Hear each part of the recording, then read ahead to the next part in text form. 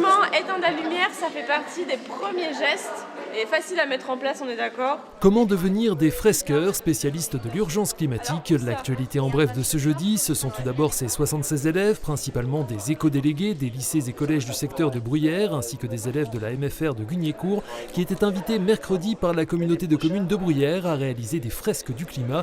Ils ont pour cela utilisé des cartes du rapport du GIEC qui réfléchit à des actions à décliner localement, comme manger moins de viande ou créer une recyclerie textile. Ces fresques et ces animations sont développées dans 156 pays avec déjà plus d'1 200 000 participants de tous âges.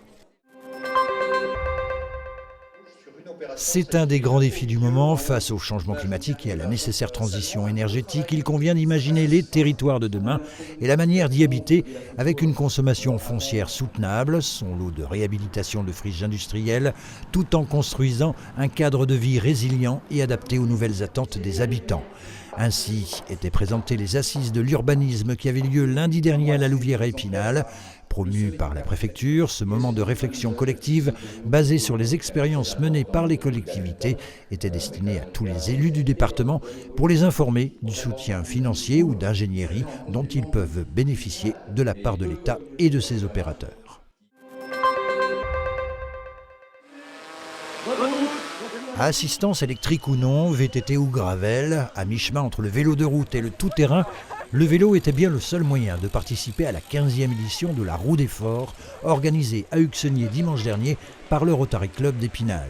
Les bénéfices de l'événement qui a rassemblé 708 participants seront reversés à 2 associations, le CESAD, Service d'éducation spéciale et de soins à domicile à Épinal, qui propose aux jeunes en situation de handicap de participer aux Jeux de l'avenir handisport et également de les emmener à la cérémonie d'ouverture des Jeux Olympiques à Paris.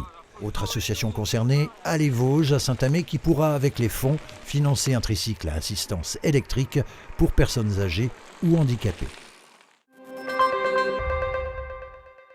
Un modèle de mode d'être qui me plaît et qui m'empêchera de devenir comme mon père. Fruit du recueil de 13 journaux de jeunes de 11 à 17 ans et de l'histoire personnelle de ces 2 acteurs de la compagnie La Bande Passante, Devenir, mise en scène par Benoît Fèvre, est une pièce de théâtre d'objets documentaires. Son sujet, l'adolescence et la transformation volontaire de soi, thématique récurrente dans ses écrits intimes, et dans le conte d'Andersen La Petite Sirène, cette dernière sacrifiant sa voix pour des jambes afin de rejoindre le monde terrestre. Présenté cet après-midi à des collégiens de l'agglomération spinalienne et de Ramonchamp, ce spectacle proposé par les ATP, Amis du Théâtre Populaire des Vosges, sera de nouveau donné ce jeudi soir dès 20h30 à l'auditorium de la Louvière.